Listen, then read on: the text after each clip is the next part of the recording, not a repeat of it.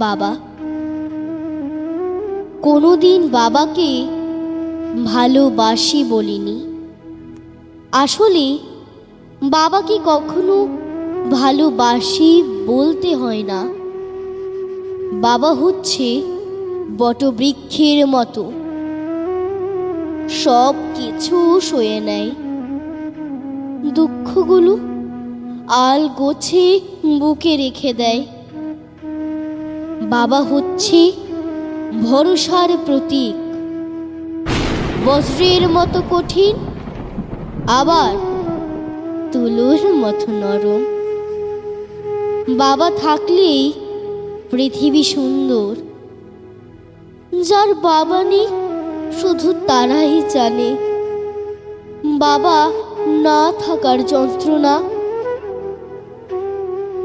মাঝে মাঝে খুব ইচ্ছে করে বাবাকে জড়িয়ে ধরে বলি, বাবা তোমাকে আমি ভীষণ ভালোবাসি।